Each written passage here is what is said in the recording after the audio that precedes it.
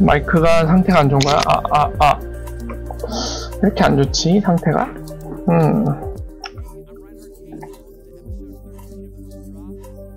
자, Q&A 시간 이어가도록 하겠습니다. 일단은, 댓글로 질문 남겨주신 분들 체크해서 말씀을 드릴 건데, 지금 호선님이 이미 와 계신 것 같네요. 지금도 질문 주신 것 같은데, 이거 답변 드릴게요. 어제 이미 설명을 드렸지만은, 질문하시면서 지금도 라이브에 와갖고 그 얘기를 하셨죠. 머니그램이 이윤을 더 남겨먹는 거 아니냐, 비용이 아직도 많이 드는 거 보니까 이 얘기 하셨는데, 그럴 수도 있을 것 같아요. 그리고 지금 비용이 많이 나오는 거에 대해서 머니그램이 특별히 얘기하는 게 없기 때문에 방금 말씀하신 예일 수도 있고, 아니면은 다른 가능성을 따지자면은 아직 엑스라피드 전면적으로 다 쓰지 않을 경우에 비용이 여전히 많이 들 수도 있겠죠. 그리고 세 번째는 어제도 설명드렸다시피 엑스라피드의 효율성이 오더북, 즉 스프레드 차이에서 오거든요. 지금 비트 스탬프와 그리고 비수의 스프레드 차이가 생각보다 좀 많이 돼서 웨스턴 유니언보다는 좀 비용이 더 실제로 나오는 걸 수도 있습니다. 그래서 실제로 제가 그 말씀을 드렸죠. 웨스턴 유니언이 엑스라피드 파일럿 테스트 해보고 나서 야, 우리가 쓰는 것보다 더 비싼데? 그런 얘기들을 했었죠, 실제적으로. 그게 뭐 거짓말은 아니겠죠. 뭐 해석하기에 따라 좀 상황에 따라 달라질 수도 있습니다만, 적어도 몇몇 케이스에 대해서는 분명히 본인들께 더 저렴했기 때문에 그런 얘기를 자신있게 할 수 있었던 거겠죠. 그래서 그런 걸 고려한다면 실제로 약간 비싸게 나오는 게 사실일 수도 있습니다. 그런 것들을 고려할 수 있을 것 같아요. 제드 맥칼럽 때문에 안 오르는 것 같다라는 말씀 주셨네요. 실제로 뭐 그럴 수도 있고요. 나머지는 약간 응원하신 말씀인 것 같네요. 뭔 소리인지 모르겠다. 인니님은 그렇게 말씀해 주셨는데, 모르신 거 있으면은 질문을 주세요. 제가 이해가 되실 때까지 계속 설명을 드리도록 하겠습니다. 그리고 주노플로우님은 선좋아요 후감사 감사하고요. 그리고 발키리님 저도 반갑습니다. 그리고 정선님은 열공하겠다고 하셨고, 광고 시청해 주셨다고 됐네요. 자, 그리고 이제는 날 수 있어님이 의견 주셨는데, 훌륭한 영상이지만 어려운 말이 많은 것 같으니까 영어를 사용한다고 하더라도 잠깐씩이라도 한국어로 풀이해주고 가는 센스를 베풀어 주셔야 했는데, 네, 신경 많이 쓰도록 하겠습니다. 최대한 신경 쓰도록 하겠습니다. 네, 이호님 굿이라고 말씀해 주셨는데 감사하고요. 외국분이신가요? 네, 비디오 감사하다고 했는데 감사합니다. 자, 그래서 댓글 남겨주신 것도 확인을 했고요. 이제 본격적으로 라이브 Q&A를 진행하도록 하겠습니다. 스웰에 기조 연설자가 확정이 됐나요?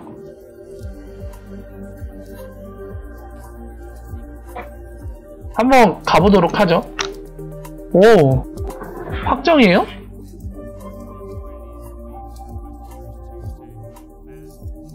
그러네. 후아유 처음 보는 분인데 전 이 사람 누군지 모르겠네요. 누구죠? 한번 검색을 해봐야겠네. 이 사람 누구죠? 이 사람은 닥터네요. 박사네. 누구세요? 카말 콰디르. 뭐하는 사람이죠? 방글라데시의 미국 기업가? 뭐지? 되게 유명한 사람인가요?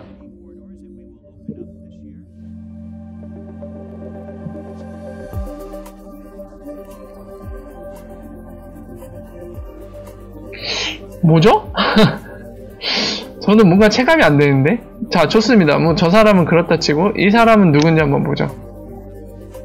방글라데시에서 사업하시는 분인 것 같고, 콰디르는 인도 경제학자예요. 이 사람은 허허, 인도 경제학자라.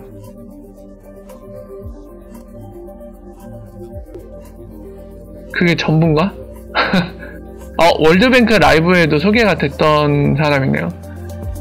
영향력이 있는 분인 것 같은데, 근데 저는 처음 보긴 하는데, 뭐 이 사람 뭐 관련 있을까요?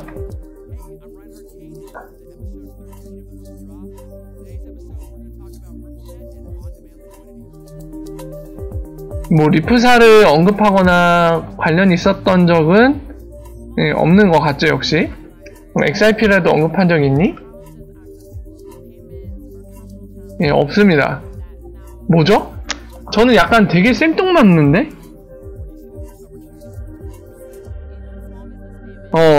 그 미국의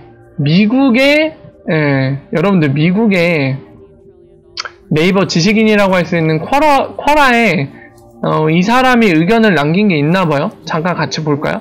크립토 커런시에 대한 의견.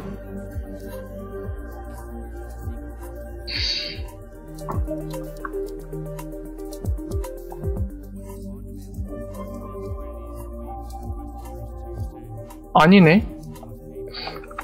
이 사람이 직접 답변을 남긴 거는 없는 것 같죠? 예. 뭐지? 자, 리플이라는 키워드로 검색하면서 혹시 이 사람이 의견을 남긴 게 있는지 보는 겁니다. 이 사람이었나요? 없는데? 네, 없어요. 뭔가 크립토 커런시에 대해 명확한 의견을 남기거나 한 건 없습니다. 되게 약간 제 입장에서 제가 이 두 분이 누군지 몰라갖고 굉장히 생뚱맞다는 느낌이 드는데, IMF에서 일한 이력이 있나요? 그러네. IMF에 2003년에서 2006년에 했네요. 그리고 인도에서 활동하시는 분이라는 게 좀 눈에 들어오긴 하는데요. 뭐 좋습니다. 잠깐만. 인도 중앙은행에서도 일했었네요. 2013년에서 2016년까지. 네. 그리고 인도에서 어느 정도 영향력을 발휘했다는 걸 감안하면은 그런 거는 확실히 의미가 있긴 하겠네요. 근데 이 사람은 전 잘 모르겠습니다. 카마르 씨는. 이 사람은 되게 굉장히 너무 생뚱맞아갖고 뭔가 느낌이 안 오네요. 자, 어쨌든 이거 어떻게 눈치채셨대요? 가봤는데 이렇게 업데이트된 걸 확인하신 건가요? 이야, 대단하시네요.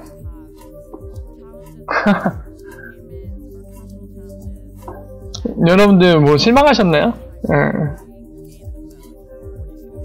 저는 딱히 실망보다는 제 개인적인 느낌은 누구지? 궁금하네? 누구지? 이 정도.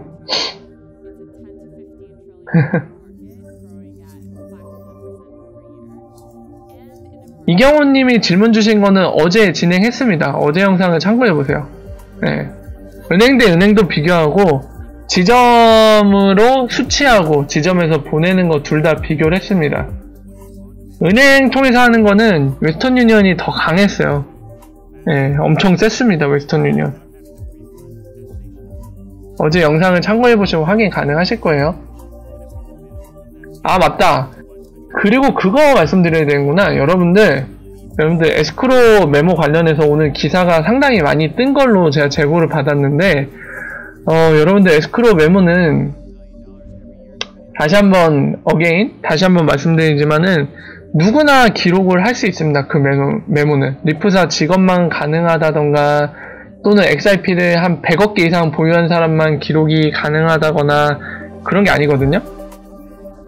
지금 8월, 지난달 7월, 지지난달 6월, 그리고 그 전달인 5월까지 무려 4달 동안 에스크로 메모는 제가 남겼습니다. 예, 다 제가 남긴 메모고, 제 채널에서 오랫동안 함께 하신 분들, 이 시간 동안 함께 하신 분들 아시겠지만 그냥 아무런 의미 없어요. 이번 달 광복절을 기념하는 메모도 그냥 여러분들이랑 저와 함께 하신 분들이랑 이런저런 얘기를 하다가, 아 그래 8월에는 광복절이 있으니까 우리를 위한 그런 기념적인 메모를 남기자라는 의미로 남긴 거지, 그날 뭔가, 그러니까 내일이죠. 내일 뭔가 떡상이 일어나거나 그거를 뭐 미래를 확인해갖고 엄마니 밤매운 나는 미래도 본다 막 이러면서 그런 메모를 남긴 게 아니거든요. 근데 기사는 상당히 와전되고 있는 것 같습니다. 그리고 선동을 좋아하는, 자극적인 걸 해야지 돈을 벌 수 있는 유튜버라던가 또는 이제 소설꾼들은 그 메모를 보고 내일 떡상이 있을 것이다 이런 얘기를 하는 것 같은데, 뭐 있을 수도 있겠죠. 있을 수도 있지만 메모랑은 전혀 상관이 없습니다. 방금 말씀드렸다시피 제가 아무 의미 없이 그냥 우리나라의 기념일이라 남긴 거기 때문에 설사 내일 떡상이 있을지라도 메모와는 전혀 상관이 없어요.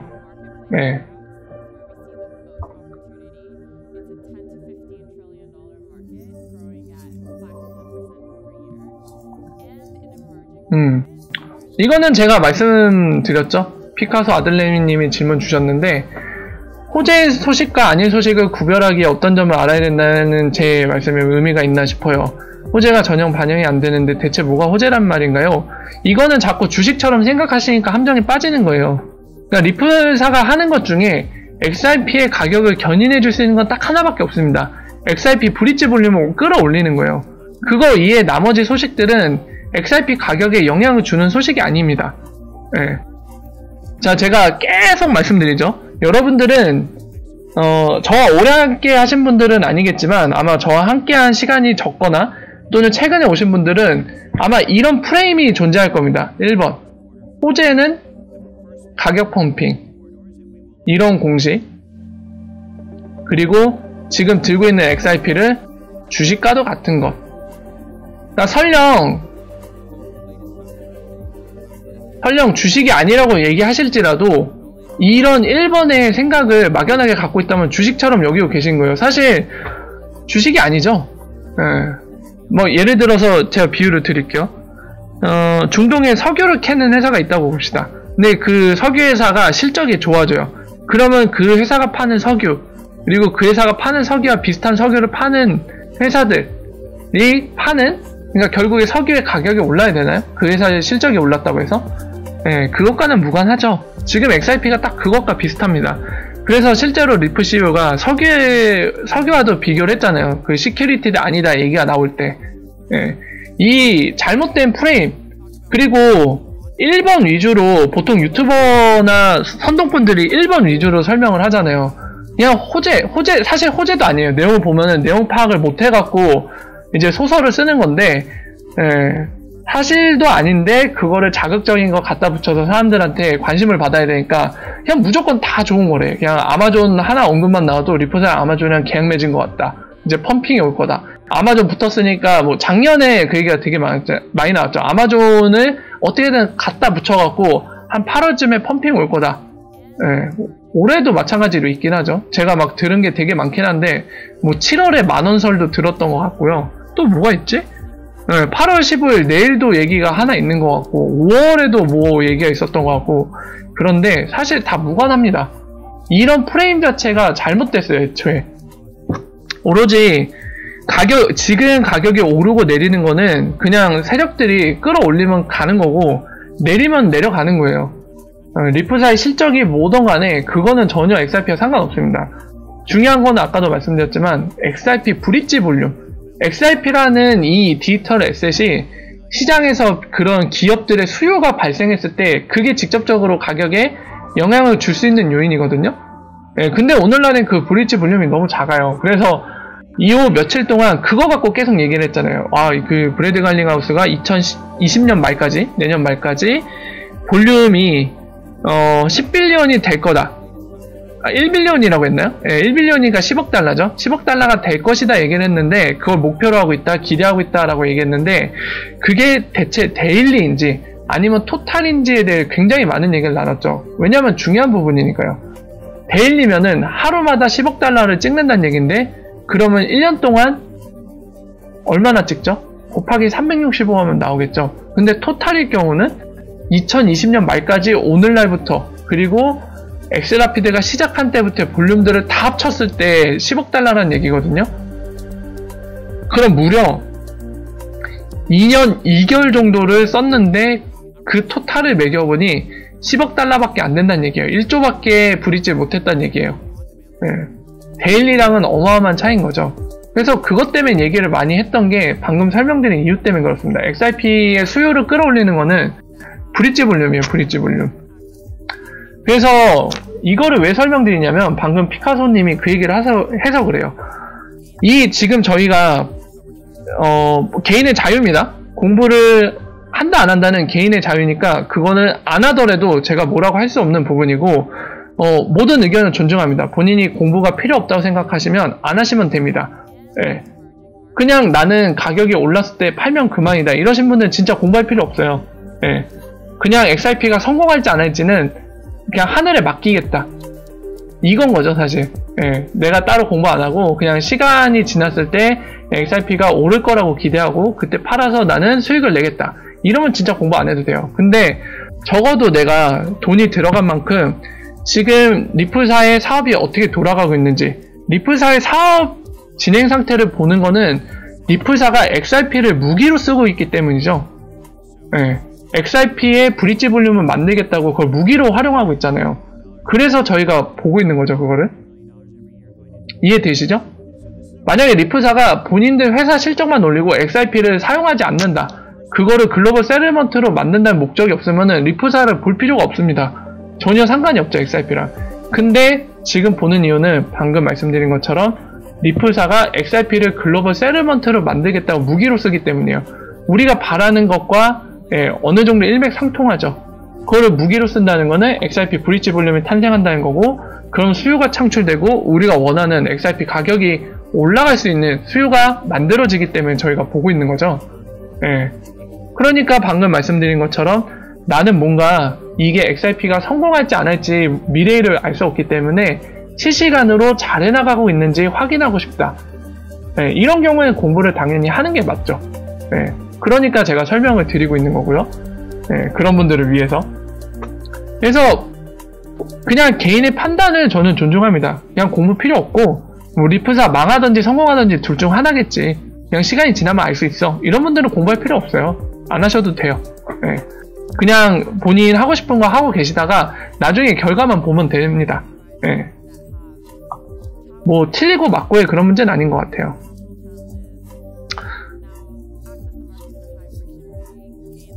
현재 볼륨이랑 목표 볼륨이랑 차이가 많이 나나요? 질문 주셨는데요. 많이 나죠.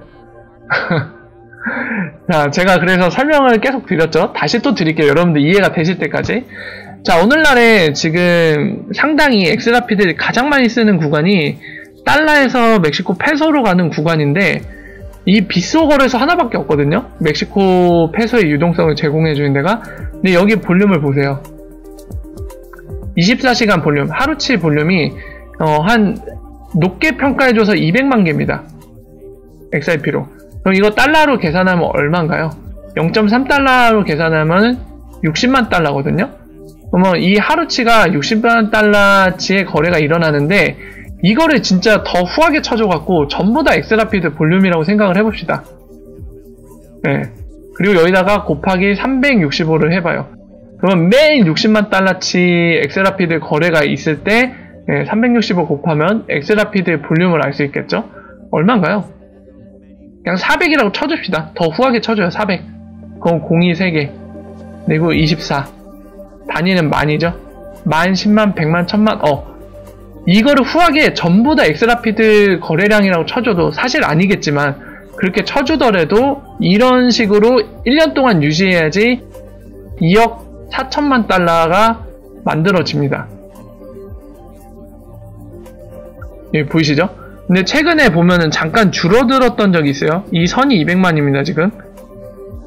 근데 다시 올라와서 그렇지, 전 3일 동안은 이 아래였어요. 바닥이었어요. 그래서 굉장히 후하게 쳐준 계산을 하더라도 10억 달러 데일리를 창출하는 게 쉽지가 않아요. 썸으로 해도 1년 동안 꾸준히 이걸 해줘도, 후하게 계산한 걸 꾸준히 해줘도 2억 달러밖에 안 되죠. 그래서 이런 거를 감안할 때 확실한 건 오늘날 볼륨은 진짜 형편이 없다. 그리고 데일리 10억 달러를 찍으려면 갈 길이 아직 멀다. 지금이랑은 어마어마한 차이가 있다. 이걸 확인이 가능하죠. 네, 현실은 그래요.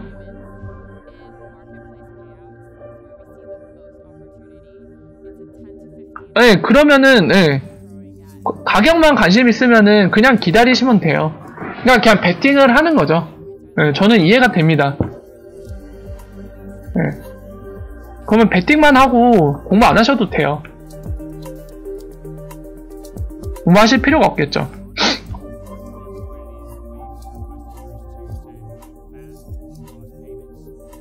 라틴뱅크. 아니요, 이거는 처음 듣는데? 비트코인을 브릿지로 삼는다고요? 야, 이거 쉽지 않을 것 같은데? 저는 처음 듣는 소식인데요. 우주소니님이 얘기해주신 거. 비트코인을 브릿지에서 송금을 한다고요? 이야. 진짜 스펙타클한데 뭐 좋습니다. 관련 내용은 좀만 기다리면 뭐 확인할 수 있겠죠. 제가 굳이 먼저 적극적으로 뛰어들어서 확인할 내용은 아닌 것 같아요. 그 가격 변동성을 어떻게 견뎌내려고 비트코인으로 브릿지를 삼는지 이해가 안 되는데 뭐 좋습니다.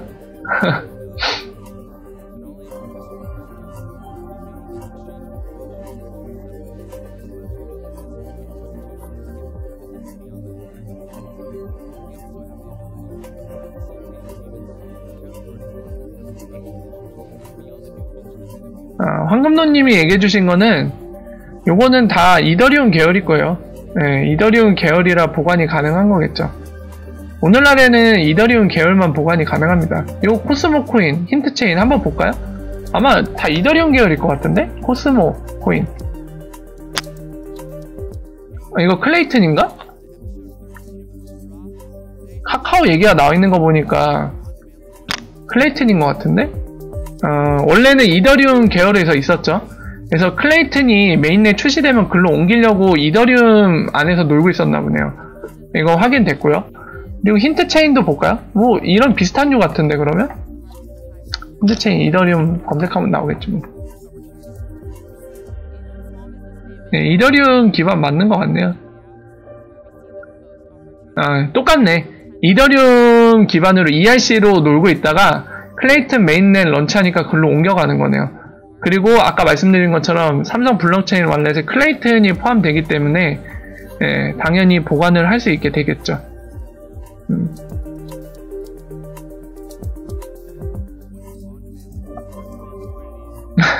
아니요, 그런 것 같진 않아요. 그냥 세틀먼트만 비트코인으로 하려는 것 같아요. 자세한 내용은 저도 안 봐서 모르겠습니다만 김천국님이 질문 주신 거 비트코인으로 브릿지라니 스위프트 GPI 만드는 건가요? 하셨는데 GPI는 좀 무관하죠. 브릿지로 돈을 보낸다는 것은 세틀먼트 개념이기 때문에 GPI는 페이먼트입니다. 저것과는 무관하고요. 일단은 저 소식에 대해서 정말 저 내용이 실제 일인지 기사 내용이 잘못된 건지 맞다고 하면은 어떤 식으로 작동하는지를 좀 살펴봐야지 유불리를 알 수 있을 것 같아요. 근데 비트코인을 쓴다는 자체만으로 저는 별로 뭔가 땡기지가 않거든요. 그 느려 터진 거를 저렇게 세틀먼트 하는데 쓴다는 거 쉽지 않을 텐데 가격 변동성에 대해서 내성이 전혀 생기지가 않거든요. 3초인 XRP도 볼라틸리티 리스크가 심하다고 까고 있는데 3초에 몇 배죠? 3초에 20배 하면 1분이고 그거에 20배를 하면 20분 정도 나오거든요. 무려 400배 정도 되는 400배 정도 되는 비트코인으로 그거를 한다. 하하, 저는 상상하기 좀 힘드네요.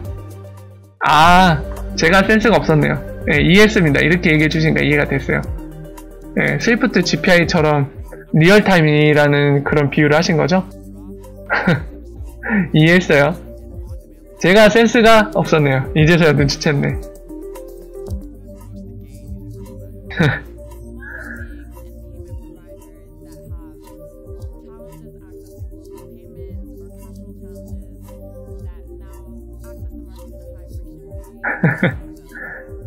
올라갈 수도 있어요, 반대로. 그러니까 도박이죠. 내가 송금을 하는데 도박을 하는 꼴이에요.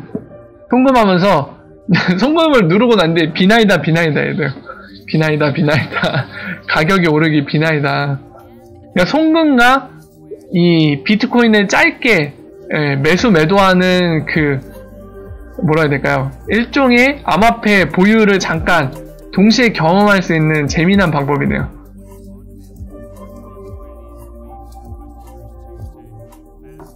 케이님 질문 주신 거는 아까도 설명을 드렸고, 그리고 어제 영상에서도 되게 자세하게 어제 설명드렸거든요.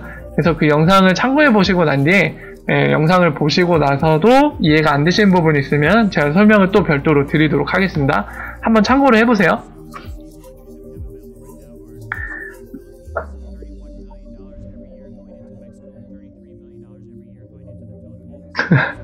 이거는 저도 모르겠습니다. 김남모님은 이제 농협계좌 만들어서 빗썸 통해서 거래하는데 하루 이체한도 30만원 밖에 안 돼갖고 그거밖에 못 쓴다고 하시는데요. 그거는 빗썸 또는 농협에 문의를 해보시면은 그쪽에서 친절하게 안내를 해주실 것 같습니다. 네. 저도 모르는 부분이라 모르겠네요. 뭐가 문제인지.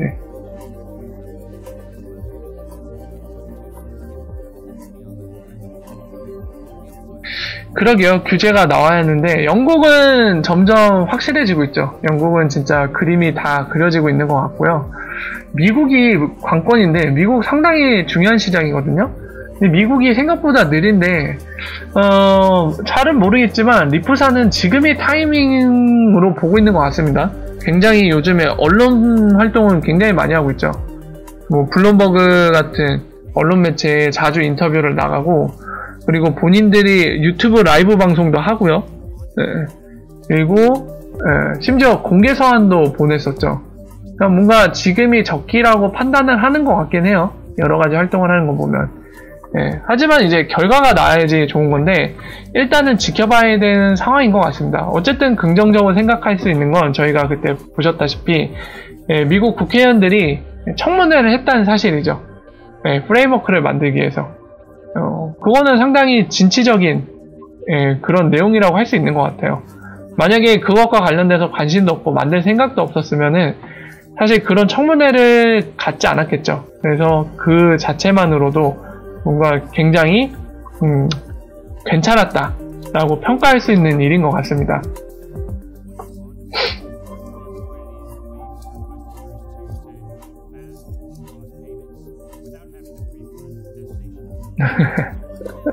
네, 농협에 문의하시면 아마 친절하게 알려줄 것 같아요.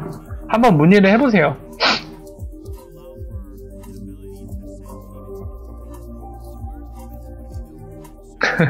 그죠. 은행들은 다 막 그런 거 요구 많이 하죠. 월급 통장으로 이거 써주세요. 뭐 여기에서 자동 납부 모두 해주세요. 막 이런 여러 가지들 요구하죠.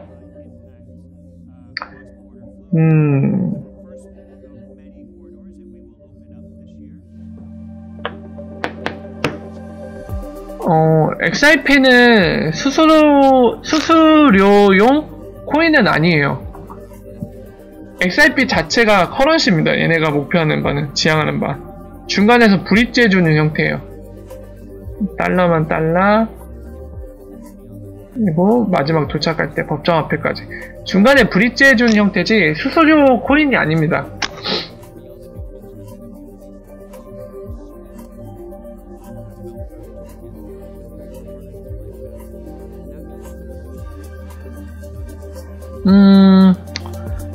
그렇겠죠? 이상시련님 말씀하시는 것처럼 전 세계적으로 탈달러를 위해 암호화폐 쪽으로 간다면 미국 지배의 기축통화로서 지위가 없어질 수도 있겠죠. 하지만은 몇 가지 우리가 고려해 볼 수 있을 텐데 각 나라에 있는 정부들은 암호화폐로 가지 않을 겁니다. 뭐 지금 경제적으로 본인들의 법정화폐가 완전히 가치를 잃어버리고 있으나 마나한 베네수엘라 같은 경우는 뭐 암호화폐를 만들어서 새로운 법정통화처럼 쓰겠다 이럴 수도 있겠는데 지금 정상적으로 돌아가는 국가들은 다 본인들의 법정화폐를 지키려고 하겠죠. 그래야지 정책이, 경제정책이라던가 통화정책이 유지가 될 테니까요. 그래서 각 나라 정부들이 이거를 고려한다면 암호화폐로 쓰려고 하진 않을 것 같거든요. 굳이 만약에 한다고 하면은 그냥 블록체인 기술을 활용해서 CBDC를 만들겠죠. 디지털 법정화폐를 만들어낼 수는 있겠죠. 근데 그 본질의 의미도 크립토 커런시라기보다는 법정화폐거든요. 그렇게 갈 거기 때문에 일단은 각 나라 정부가 법정화폐를 버리고 암호화폐라고 하면 뭐 BTC나 이더리움 같은 네이티브 에셋들 있잖아요. 그런 쪽으로 갈 걸로 보이진 않아요. 기업들이면 또 몰라도.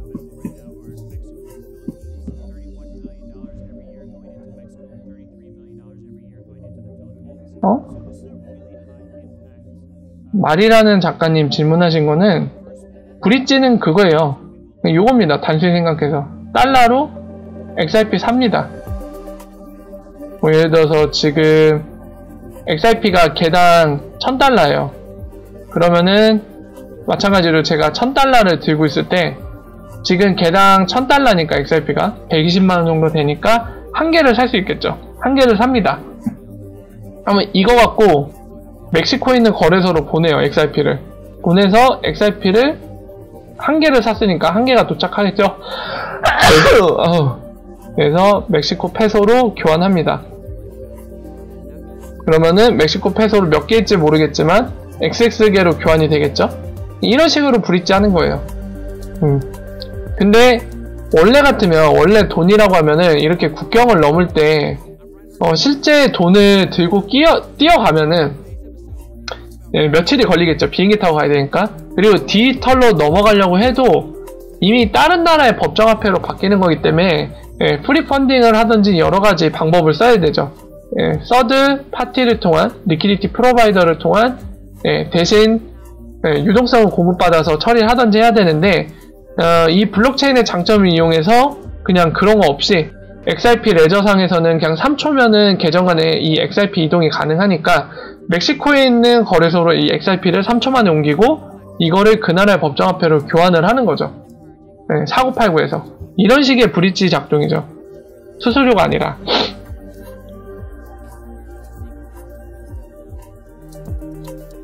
좀 이해가 되시나요?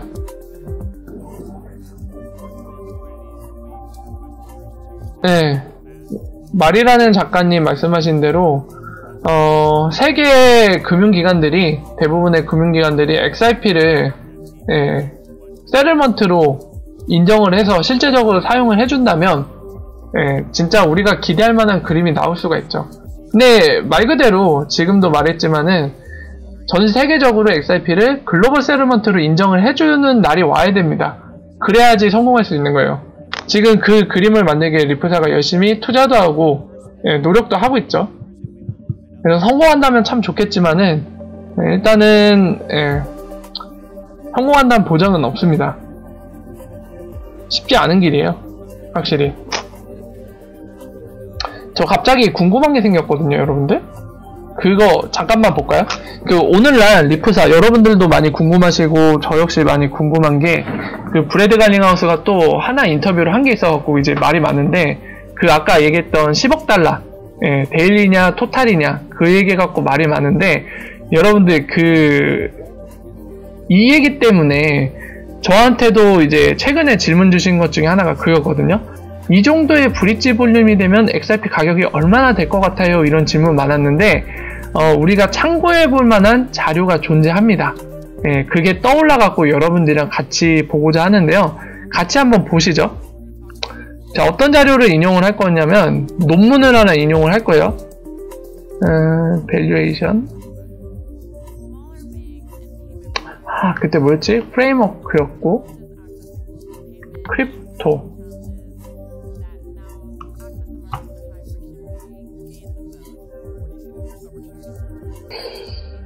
파일 타입은 PDF. 자, 수잔 SC가 자기 학생이랑 만든 논문을 보러 갈 건데요. 이게 또 그때도 검색할 때 생각이 안 났는데 지금 또 생각이 안 나네.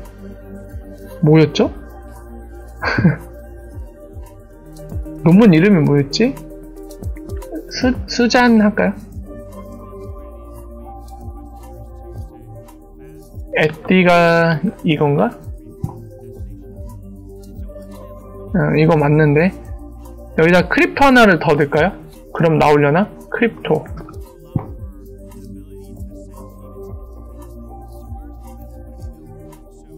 나올 때가 된 것 같은데. 프레임워크를 뺄까요? 프레임워크 빼고. 제목이 뭐였죠, 그게? 와, 이 사람 논문 되게 많이 썼네. 안되겠다. 여러분들, 제가 예전 영상에서 제목을 끌어올게요, 또. 생각이 안 나네요.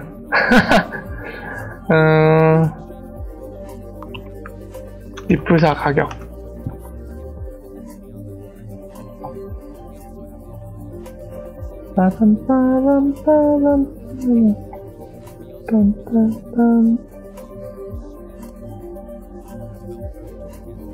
어디 있을까요? 리프사가 생각하는 가격. 왜 안 보이지? 생각? 여기 있다. 찾았다. 자, 제목 좀 찾을게요. 잠깐 보면서. 그래서 가치 평가를 하는데 한다면 제목을 좀 봐야 될 것 같아요. 생각이 안 나서. 네, 이런 슬랙맨이 뭐 이렇게 절대로 여기에선 모델을 모르는 경우에요. 여기가 아닌가 보다. 2부에서 하나 보다. 특집을 봐야 되나 본데요? 아, 그 논문 제목 생각이 안 나갖고 되게 궁금하게 만드네.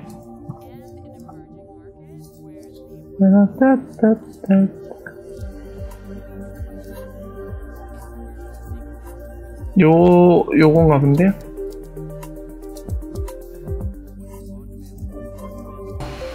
찾았다. 자, 여기 있네요. 펀더멘탈이라고 들어가 있네. 자,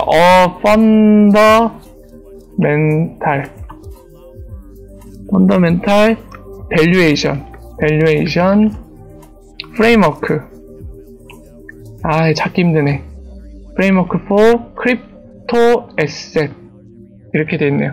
자, 찾으러 가죠. 자, 여기 보면은 분석을 했는데 뭐 잘못 썼나? 잠깐만. 뭐죠? 이 정도까지 나왔나? 펀더멘탈 밸류에이션 프레임워크. 제대로 했는데? 왜 안 보이지?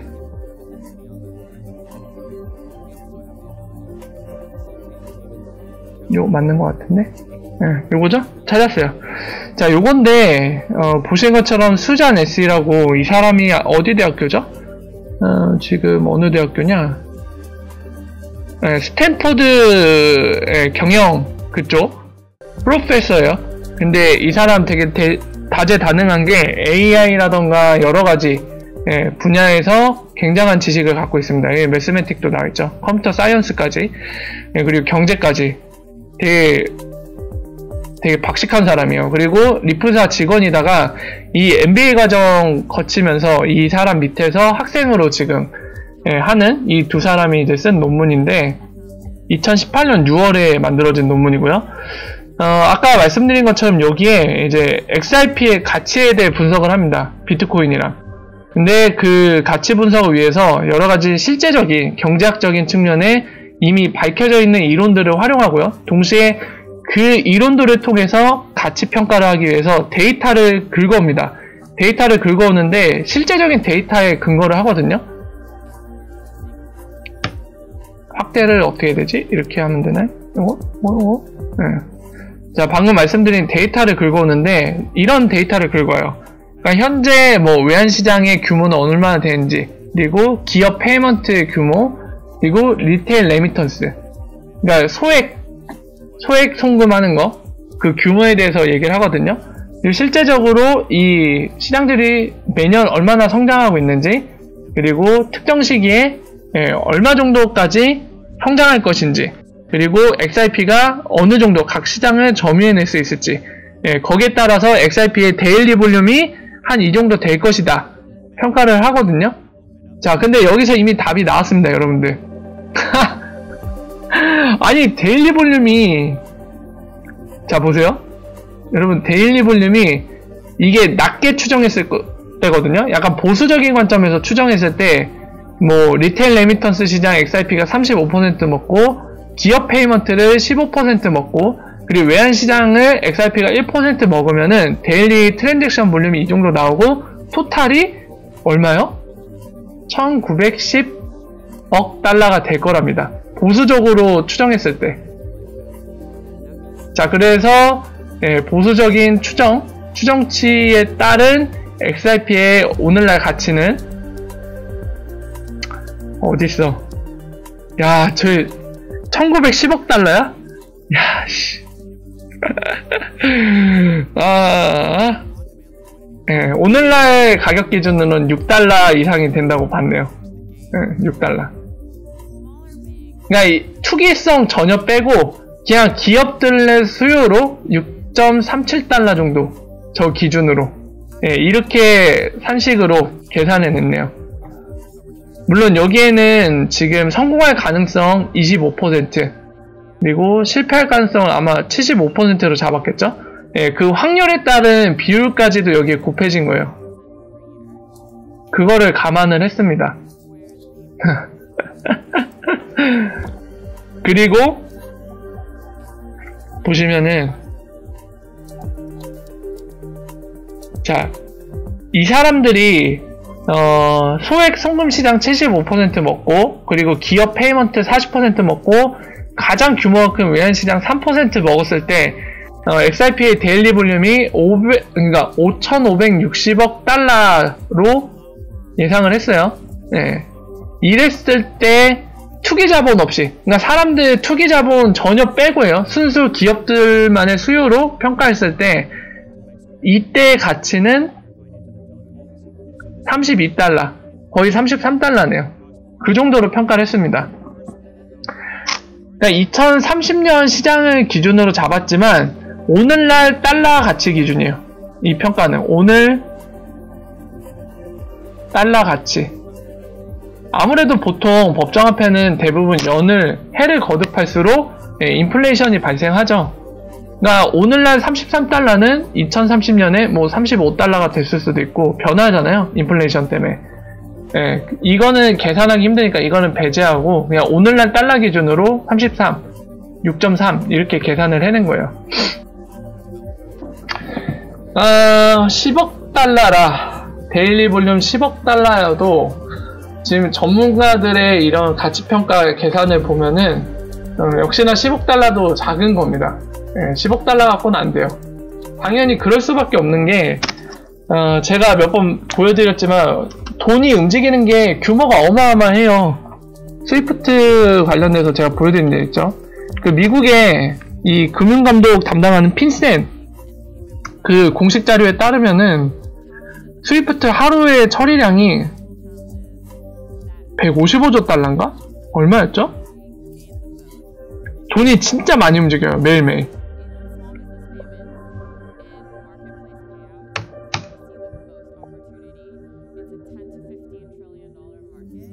5조 달러네요. 하루에 움직이는 게 5조 달러예요. 스위프트를 통해서 처리되는 게 5조.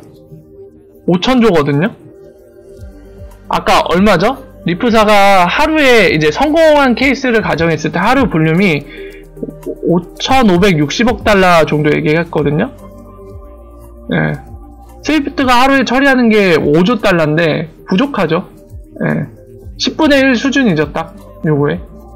그러니까 스위프트가 5조 달러인데 지금 XRP가 성공했을 때 계산이 이제 33달러 정도 추정되는데 투기 자본 빼고 그냥 오로지 수요로만.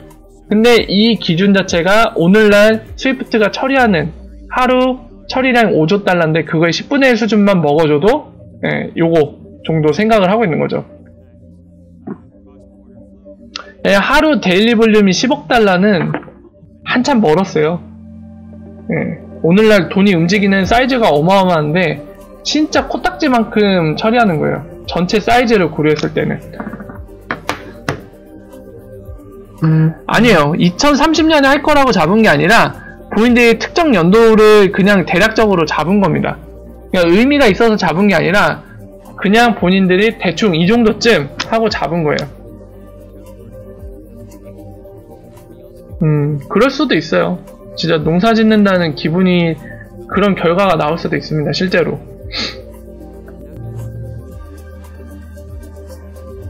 맞아요. 이런 의미가 맞습니다. 지금 말씀하신 대로 저 가치평가 모델은 투기자본 다 빼고 기업들의 수요만으로, 실제적인 수요만으로 했을 때 저 정도의 데일리 볼륨 잡으면 본인들이 평가할 때 한 6.3달러 그렇게 잡은 거예요.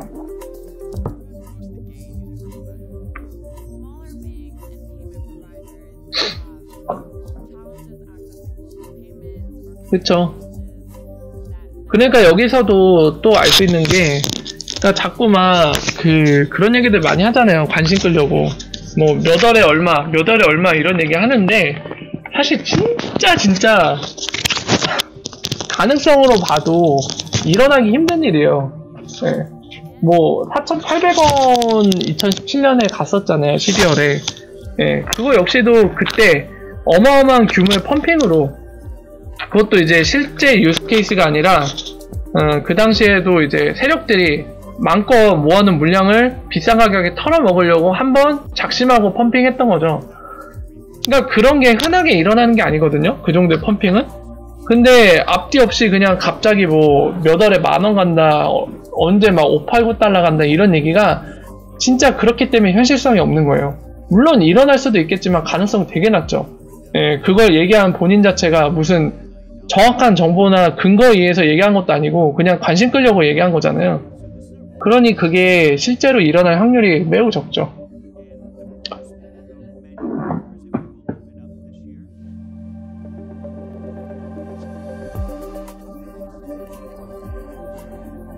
저는 비즈니스 속도는 괜찮은 편이라고 봅니다. 네. 제가 판단할 때는 괜찮다고 보는데, 물론 제 개인적인 기대치에는 미치지 못해요. 저 역시도 지금보다 훨씬 빠르게 진행되길 바라고 있거든요. 네. 근데 제 기대치에는 못 미칩니다. 그래서 제 기대치라는 거를 깨끗하게 버리고 객관적인 시점에서, 그러니까 기업들의 그런 비즈니스 보통 진행되는 그 평균 잣대에서 바라보면은, 이거 전 세계적으로 어느 나라는 막 밴도 시키고 어떤 나라는 수용 못하겠다 막, 그러니까 규제도 명확하지 않은데 지금 말씀드린 것처럼 어떤 나라들은 굉장히 부정적이기도 하거든요. 그러니까 그런 환경을 감안한다면 지금도 그거에 비해서는 빠른 편이긴 해요. 괜찮은 편이죠, 속도가. 하지만 역시나 저나 그리고 여러분들의 생각을 아직 듣지 못했지만 아마 여러분들의 기대는 이것보다 더 빠르게 진행되길 바라고 있을 겁니다. 네, 저 역시도 마찬가지고요.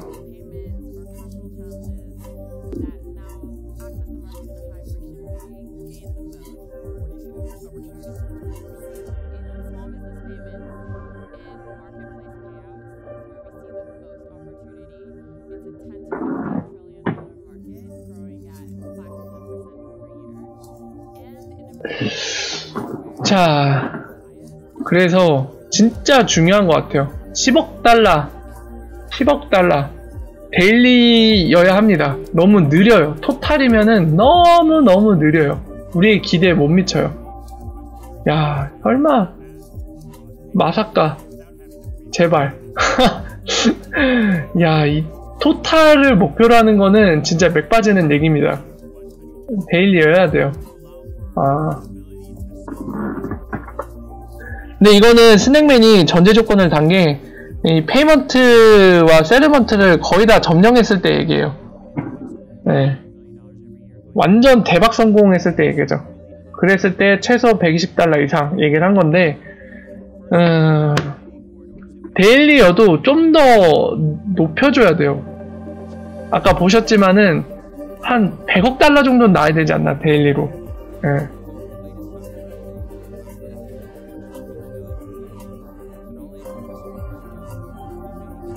아, 오늘날 가격은 이 세력 엉아들 마음대로 하는 거라 어쩔 수 없죠.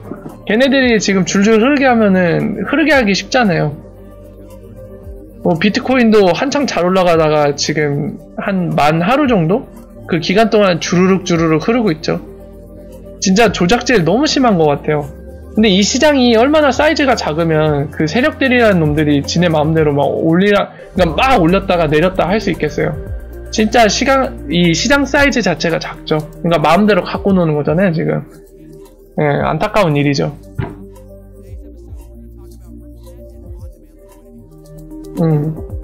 맞아요.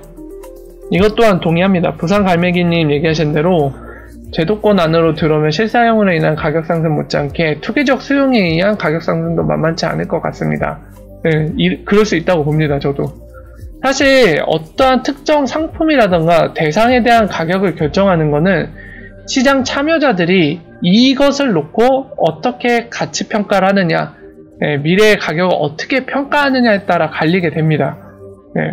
사실 오늘날에도 대부분의 사람들이 XRP 아무리 봐도 이거는 1년만 지나면 뭐 한 100달러 될 것 같은 애야, 이런 생각이 있으면은 이미 가격이 오르고 있었겠죠.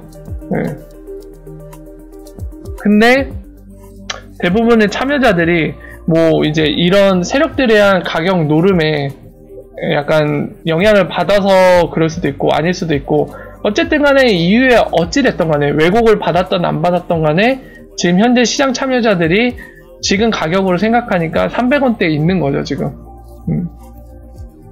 시장 가격은 참여자들이 결정이 되는 겁니다 결국에.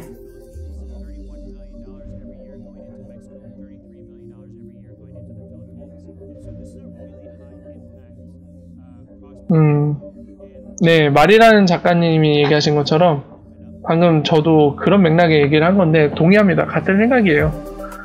이거 자금력이 있는 애들이 갖고 노는 거에 너무 휘둘릴 수밖에 없는 그런 작은 시장인 것 같아요.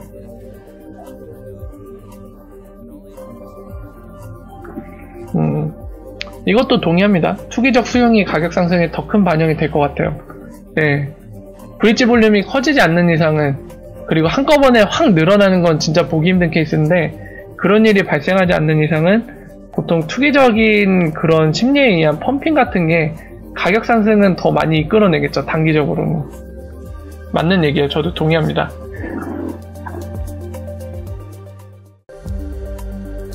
부산 갈매기님 말씀하신 작년이죠. 브래드 갈링하우스가 19년 연말까지, 그러니까 지금 현재 연말까지 10여 개 아니고 12개 이상, 예, 뭐 비슷하죠? 10여 개나 12개나 거의 비슷하니까 그냥 10여 개로 얘기할게요. 10여 개의 대형은행이 엑스라피드를 사용할 것이다 라고 한 기억이 있는데 아직 유효한가요? 말씀 주셨는데 거기에 대해서 뭐 상황이 변했다라던가 코멘트가 없으니까 유효하다고 봐야겠죠? 근데 저도 약간 걱정되는 게 지금 뭐 규제 문제가 확실히 뭐라고 해야 될까요? 전 세계적으로 약간 다 이미 풀리는 분위기는 아니거든요. 약간 긍정적인 방향으로 나가고 있는 건 맞는데 아직 그렇다고 실제적으로 그런 긍정적인 방향이 결과로서 나타난 시점은 아니거든요. 그래서 그런 걸 감안할 때 방금 얘기한 작년에 얘기했던 거 은행들이 엑스라피드를 12곳 이상 쓸 것이다. 다젠스라고 얘기했잖아요. 그거 실제로 실현이 될까 싶거든요. 이제 4개월 남았죠. 9, 10, 11, 12 그리고 한 보름 정도. 그러니까 4개월하고도 10월 남았는데 쉽지 않을 수도 있을 것 같습니다. 보수적으로 봤을 때.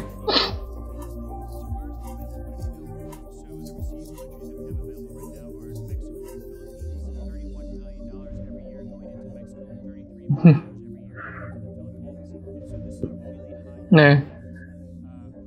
자, 이런 의견도 저도 가능성이 있다고 봅니다. 진정한 세력은 아직 들어오지도 않았다.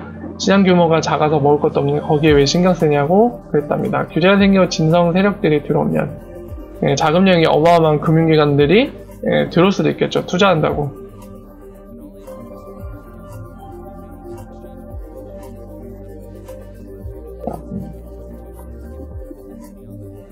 이거는 저는 좀 생각이 다른데 김신웅님 의견입니다.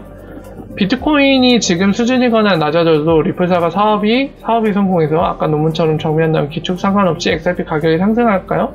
그래도 변수가 너무 많지 않을까요? 주셨는데 기업 수요는 비트코인과 상관이 없어진다는 얘기입니다. 그 XRP를 글로벌 세틀먼트로 인정해서 그걸 직접 보유해서 쓰기 시작하는 게 뭐 비트코인 가격을 보면서 쓰는 걸까요?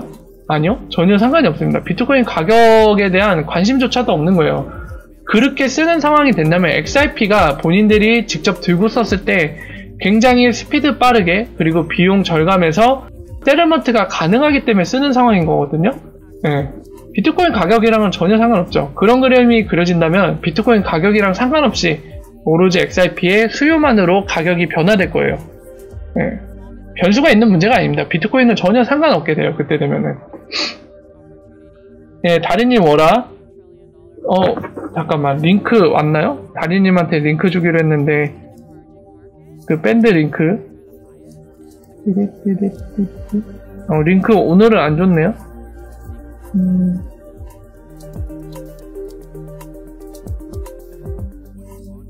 링크 나오면 바로 알려드릴게요. 저 보수적으로 본다고요? 이게 저도 좋은 쪽으로 보고 싶은데, 그러니까 저도 막 희망회로를 돌리고 싶죠. 돌리고 싶은데 이미 많은 분들이 희망회로를 돌리고 있기 때문에 저는 약간 고삐를 약간 재는 입장에서 일부러 보수적으로 보고 있습니다. 예. 안 그러면은 그 선동꾼들과 자극적인 유튜버분들이 전달하는 그런 왜곡된 정보 때문에 예, 다들 너무 앞서 나가게 돼요. 그러니까 저는 어쩔 수 없이 악역을 맡고 있는 거죠. 사실 저도 희망회로 돌리면 편해요. 왜냐면은 안티도 안 생길 거고, 물론 이제 니가들은 똑같이 안티 하겠지만은 사실 XRP를 보유한 분들 중에서도 저를 싫어하시는 분들이 많거든요. 왜냐면 너무 냉정한 얘기를 하니까. 예, 그런 분들이 계신데, 사실 제 입장에서도 그냥 무조건 찬양하고 무조건 하면은 적어도 XRP 보유자분들이 저를 싫어하진 않겠죠. 그리고 저도 방송하기 되게 편해질 겁니다. 왜냐면은 처음부터 끝까지 그냥 찬양 얘기하고 베어러블가이 뭐 그림 한 장 갖다다가 그냥 그거 뭐 수수께끼 놀이 한번 하고, 그리고 랩틸리언 뭐 그냥 미국 관련해서 뭐가 단어, 리플이란 단어 한 단어라도 나오면 여러분들 보셨죠? 미국이 리플사를 밀고 있습니다. 우리는 성공할 것입니다. 올해 연말까지 $200 목표. 이런 식으로 하면은 저도 되게 편해요. 복잡하게 설명할 필요도 없고 여러분들도 알기 쉽고 되게 단순한 얘기니까 뭔가 이해하기 위해서 노력할 필요도 없잖아요. 공부 같은 게 아니니까 서로 편해지는데, 그런 거 할 거면 차라리 저는 안 했죠. 이거를. 예. 이거를 하는 거 자체의 목적이 여러분들께 정확한 정보를 드리기 위해서, 워낙 사기판이다 보니까 그래서 시작한 건데, 지금처럼 하면 저도 방송도 편해지고 아마 수입도 어마어마해질 겁니다. 몇 배로 늘고 구독자도 늘고 할 텐데, 예, 저는 그렇게까지 하고 싶지는 않아요. 어차피 유튜브를 전업할 생각도 없고, 예. 저는 XRP 어느 정도 이제 리플사가 성공해서 브릿지 볼륨 나오고 XRP가 가격이 오르면, 예, 계속 말씀드리지만 저는 유튜브를 접을 겁니다. 제 개인 생활로 돌아갈 거예요. 초야로 돌아가야죠. 자연으로. 예. 자, 어쨌든 예, 그래서 제가 너무 보수적으로 접근하더라도 좀 너그러운 마음으로 양해를 부탁드리겠습니다. 예, 여러분들께 보다 정확한 정보를 드리고 싶고, 여러분들이 혹시나 제가 하는 얘기가 사실 그런 의도가 아닐지라도 그게 희망회로가 될 수도 있거든요.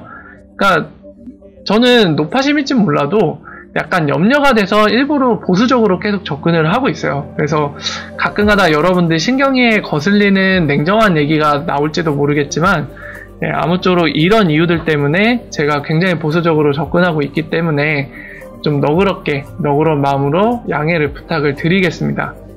예.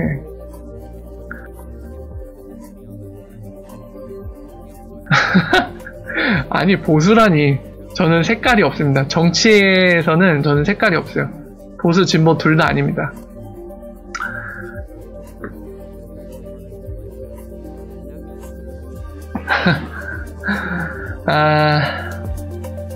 저도 빨리 리플사가 뭔가 좀 보여줬으면 좋겠어요. 답답해 죽겠어요, 저도. 왜냐면 저 역시도 지금 거의 한 1년 반 정도 됐죠? 1년 반 정도 됐는데, 뭐, 리플사는 3, 4년은 쉽게 얘기할지도 몰라요. 그들이 보는 시계 입장에서. 그러니까 리플사의 시계는 3, 4년도 빠른 걸지도 모릅니다. 그들의 로드맵에서는. 하지만 저나 여러분들의 시계에서는 사실 3, 4년 되게 긴 거거든요? 네. 3, 4년이 별거 아니야. 그 정도 기다릴 수 있어. 이렇게 쿨하게 얘기하실 수 있는 분은 몇 없을 겁니다. 아마도.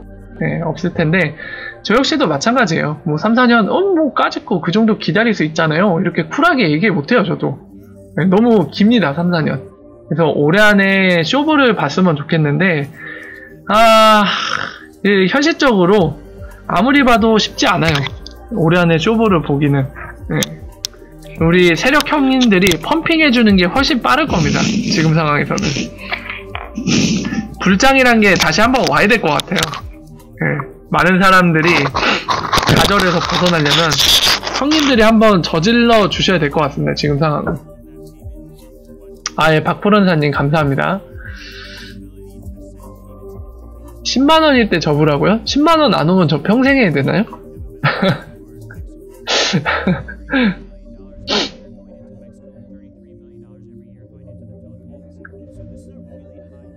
장준현님 조언도 감사합니다. 네. 네, 조언 감사합니다. 긍정적인 사고방식이 있어야 대박나지, 부정적이면 리플 보유 못합니다. 네. 공감합니다. 100% 공감해요. 네, 제가 보수적으로 접근하는 거는 그렇다고 부정적인 건 아니에요. 긍정적으로 생각하니까, 네, 가능성이 높다고 생각하니까 저도 역시 XRP를 보유하고 있겠죠. 네, 지금 해주신 말씀은 굉장히 공감되는 얘기고요. 저도 비슷한 맥락에서 여러분들께 말씀드리고 싶은 거는 항상 말씀드리지만, 네, 가슴은 뜨겁게, 머리는 냉정하게. 네, 제가 장준영님 말씀하신 거랑 같은 생각을 갖고 있기 때문에 이렇게 표현하는 거죠. 네, 머리는 냉정하게. 그러니까 뭔가 혹하는 얘기들 있잖아요.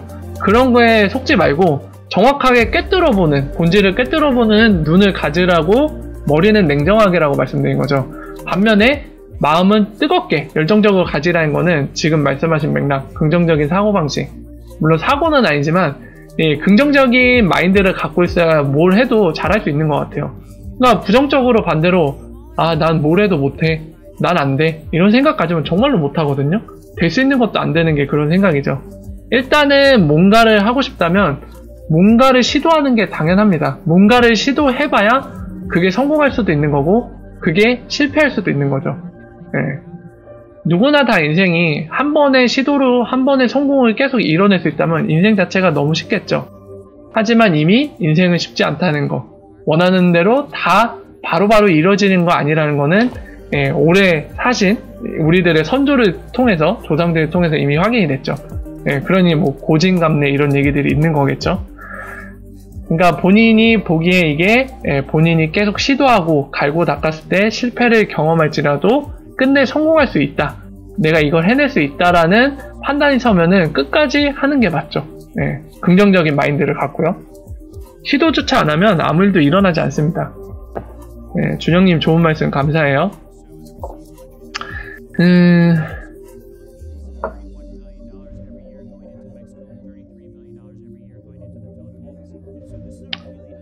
윤진수님 좋은 말씀 감사하고요. 김모시기님도 중요한 말씀 해주시네요. 일종의 저는 그런 게 마인드 컨트롤이라고 봅니다. 그냥 욕심, 그러니까 누구나 다 욕심은 갖고 있는데 그 욕심을 자꾸 있는 그대로 현실에서 실현시키고자 했을 때 너무 무리해지는 상황이 되면은 진짜 이런 일이 발생하는 거죠. 내가 목표하는 가격은 10,000원이다. 10,000원이 될 때까지 죽어도 안 팔아. 어떤 상황에 와도 안 팔아.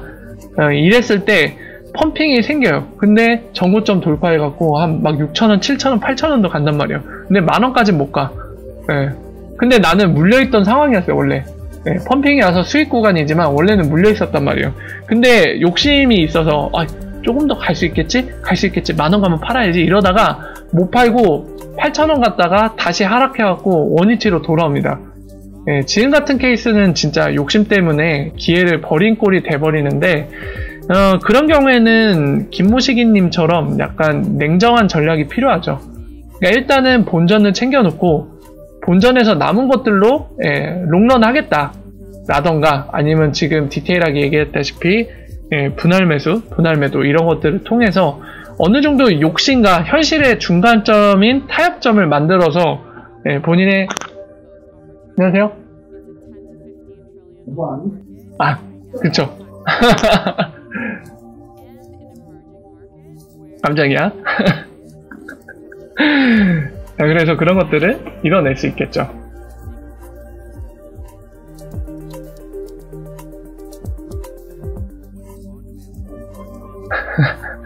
파르실 분들은 파르세요.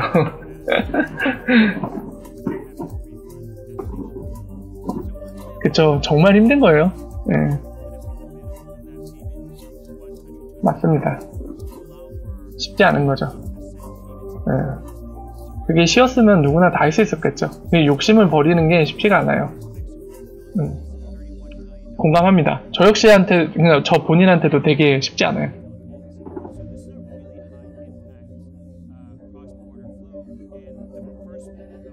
네, 맞아요. 진짜 욕심 때문에 일을 그르치는 경우가 많기 때문에 그게 컨트롤 되는 사람들이 이제 대성하는 거죠, 진짜. 정말 어려운 부분인 것 같습니다. 말씀하신 것처럼. 자, 어쨌든 여러분들 벌써 시간이 많이 됐네요. 슬슬 마무리 지어야 될 것 같은데 오늘은 약간 뭐 인문학적인 얘기들도 좀 얘기를 했네요.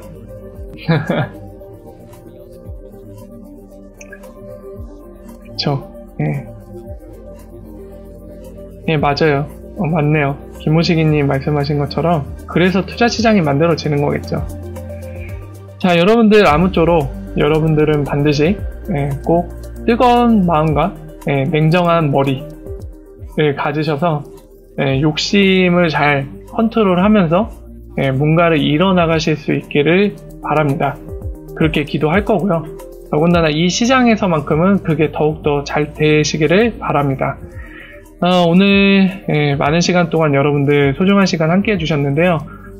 시간이 된 만큼 오늘은 여기까지 하고 내일 같은 시간에 여러분들 찾아뵙고 좋은 소식과 좋은 정보들 함께 나누는 시간 갖도록 하겠습니다. 여기까지 하고 인사드리고요. 오늘도 좋은 밤 되시기를 바라며 여기서 인사드리고 물러가도록 하겠습니다. 여기까지 XRP 팩토리였고요. 여러분들 좋은 밤 되십시오. 월바 내일 뵙겠습니다.